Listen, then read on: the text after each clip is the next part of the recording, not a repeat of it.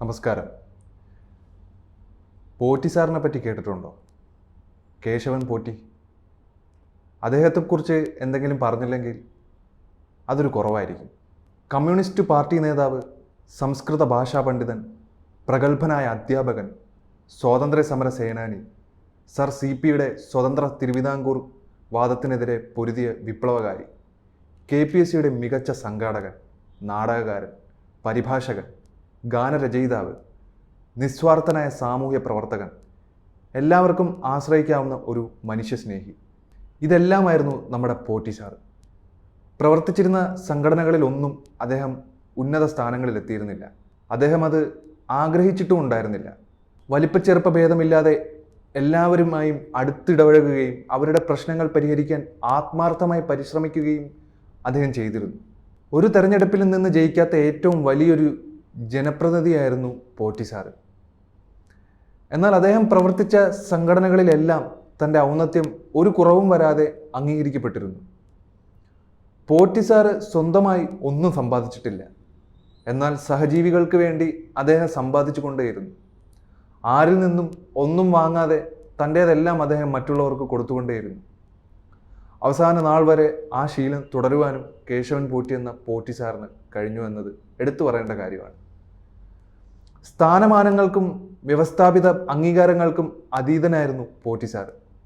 പ്രശംസകളോ ആദരവോ അദ്ദേഹം ഒട്ടും ഇഷ്ടപ്പെട്ടിരുന്നില്ല. സ്വാതന്ത്ര്യ സമര സേനാനികൾക്ക് നൽകിയിരുന്ന താമപത്രം പോലും അദ്ദേഹം സ്വീകരിച്ചിരുന്നില്ല.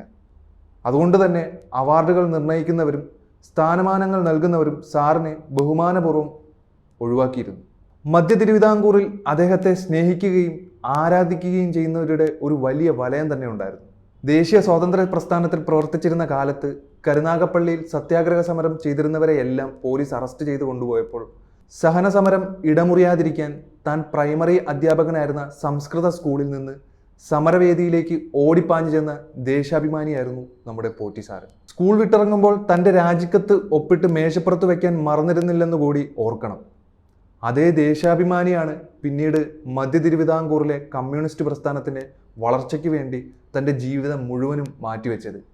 ഒളിവിലെന്നോ തെളിവിലെന്നോ ഭേദമില്ലാതെ, രാപ്പകൽ ഭേദമില്ലാതെ കമ്മ്യൂണിസ്റ്റ് പ്രസ്ഥാനത്തിൽ അദ്ദേഹം MNന്റെയും ശങ്കരനാരായണൻ തമ്പിയുടെയും വലങ്കൈയായിരുന്നു. പോറ്റി സാർ പൊതുരംഗത്തേക്ക് ആദ്യമായി ചുവടുവെക്കുന്നത് 1946-ലാണ്. ദിവാൻ CP സ്വതന്ത്ര തിരുവിതാംകൂർ പ്രഖ്യാപിച്ച കാലമായിരുന്നു അത്. അതിനെതിരായി സമരം നടത്താൻ KK ചെല്ലപ്പൻപിള്ളയെ പോലെ ചില കോൺഗ്രസ്സുകാർ ആദ്യം തീരുമാനിച്ചെങ്കിലും മജിസ്ട്രേറ്റിൻ്റെ നിരോധനാജ്ഞ എത്തിയതോടെ അവർ പിന്മാറുകയാണ് ചെയ്തത്. ഇത് വള്ളിക്കുന്നത്തെ ചെറുപ്പക്കാരെ ചെറുതായിട്ടൊന്നുമല്ല ചൊടിപ്പിച്ചിരിക്കുന്നത്. അടുത്ത ദിവസം തന്നെ നിയമം ലംഘിച്ച് വട്ടൈക്കാട് ക്ഷേത്ര മൈതാനിയിൽ വെച്ച് പ്രസംഗിക്കാമെന്ന് 7 പേർ ഏറ്റിരുന്നു. അതിൽ ആദ്യത്തെ ആൾ പോറ്റി സാറായിരുന്നു. ആ വരവ് നാട്ടുകാർക്ക് അതിശയവും ആവേശവും ഉണ്ടാക്കിയ ഒരു കാര്യമാണ്. അന്ന് വരെ വളരെ സൗമ്യനായി കഴിഞ്ഞിരുന്ന ഒരു അധ്യാപകനായിരുന്നു പോറ്റി സാറ്. നിയമലംഘനത്തിനുള്ള പോറ്റി സാറിൻ്റെ സന്നദ്ധ എല്ലാവരിലും വലിയ ഉണർവുണ്ടാക്കി. നിയമം ലംഘിച്ചവരെയൊക്കെ പോലീസ് അറസ്റ്റ് ചെയ്ത് ജയിലിലിടുകയും ചെയ്തു. 47-ൽ ഇന്ത്യ സ്വതന്ത്രയാകും വരെ, തിരുവിതാംകൂറിൽ ഉത്തരവാദ ഭരണം സ്ഥാപിതമാകും വരെ പോറ്റി സാറിൻ്റെ ആ ജയിൽവാസം നീണ്ടുനിന്നു.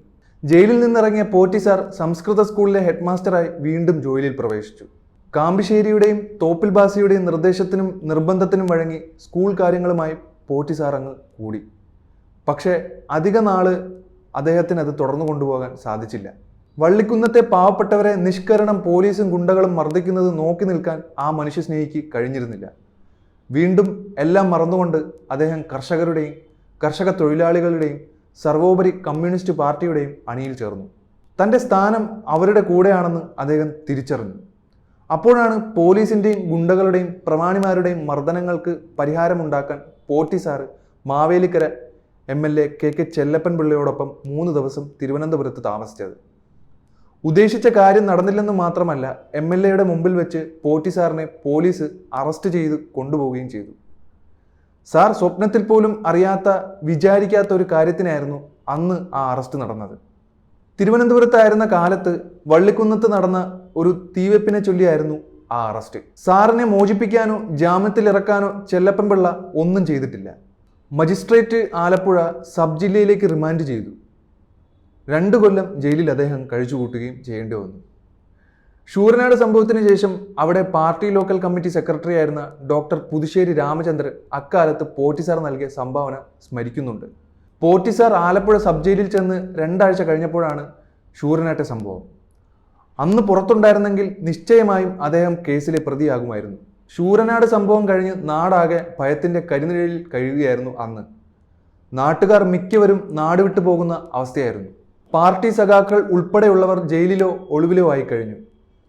രംഗത്തിറങ്ങി പ്രവർത്തിക്കാൻ ആരും ഇല്ലാത്തൊരവസ്ഥ.